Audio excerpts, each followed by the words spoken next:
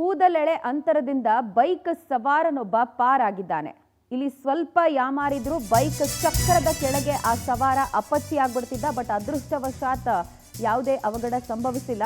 Sudden ಆಗಿ break ಹಾಕಿದ್ರಿಂದಾಗಿ ಇಬ್ಬರ ಪ್ರಾಣ ಉಳಿದಿದೆ. ಬೆಂಗಳೂರಿನ ಸಿಲಿಕಾನ್ ಸಿಟಿ ಬೆಂಗಳೂರಿನಲ್ಲಿ ನಡೆದಿರುವಂತಹ ಘಟನೆ ಇದು. ಕಾರಿನ ಡ್ಯಾಶ್ ಕ್ಯಾಮೆರಾದಲ್ಲಿ ಈ ಘಟನೆಯ ಸಂಪೂರ್ಣ ದೃಶ್ಯ ಸೆರೆಯಾಗಿದೆ.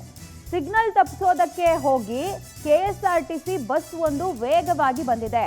ಬಟ್ ಚಾಲಕನ ಸಮಯ ಪ್ರಜ್ಞೆಯಿಂದ ಭಾರಿ ಅನಾಹುತ ಒಂದು ತಪ್ಪಿತ್ತು. ಸ್ವಲ್ಪ ಯಾಮಾರಿದ್ರೆ ಬಸ್ನ ಚಕ್ರದ ಕೆಳಗೆ ಆತ ಸಿಲುಕೊಂಡು ಬರ್ತಿದ್ದ.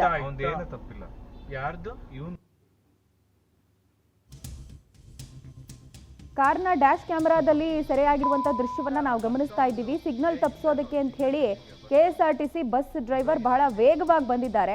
ಈ ಸಂದರ್ಭ ಮತ್ತೊಂದು ಕಡೆ ಸಿಗ್ನಲ್ ಫ್ರೀ ಆಯಿತು ಅಂತ ಹೇಳಿ ವಾಹನವನ್ನ ಚಲಿಸ್ಕೊಂಡು ಬಂದಂತಹ ವ್ಯಕ್ತಿಗೆ ಗುದ್ಬಿಡ್ತಾ ಇತ್ತ ಬಸ್ಸು. ಬಟ್ ಅದೃಷ್ಟವಶಾತ್ ಆ KSRTC ಬಸ್ ಚಾಲಕನ ಸಮಯ ಪ್ರಜ್ಞೆಯಿಂದ ಆತ ಇಮಿಡಿಯೇಟ್ಲಿ ಬ್ರೇಕ್ ಅಪ್ಲೈ ಮಾಡಿದ್ರಿಂದ ಆ ಟೂ ವೀಲರ್ನಲ್ಲಿ ಬರ್ತಾ ಇದ್ದಂತಹ ವಾಹನ ಸವಾರನಿಗೆ ಯಾವುದೇ ತೊಂದರೆ ಉಂಟಾಗಿಲ್ಲ. ಬಟ್ ಸಿಗ್ನಲ್ ಅವಾಯ್ಡ್ ಮಾಡಬೇಕು ಅಂತ ಹೇಳಿ ಅಷ್ಟು ಬೇಗ ಬರ್ತಾರೆ ಬಸ್ಸಿನ ಡ್ರೈವರ್ಗಳು ಅಥವಾ ದೊಡ್ಡ ದೊಡ್ಡ ವೆಹಿಕಲ್ನ ಡ್ರೈವರ್ಗಳು ಅಂತ ಹೇಳಿದ್ರೆ ಒಂದು ರೀತಿ ಆತಂಕಕ್ಕೆ ಕಾರಣ ಆಗೋಗುತ್ತಿದ್ದು.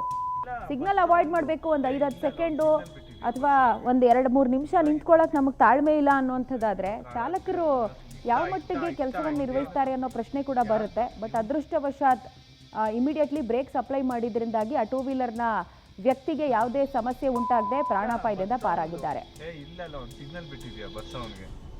ಇವಾಗ ಇದು ಬಿಟ್ಟಿದೆ. ಸೊ ಹೆಂಗಿರು ಕಾಳಾಸ್ತಿರ ಅಮ್ಮ ಏನು ತಪ್ಪಿಲ್ಲ. ಯಾರ್ದು ಇವನು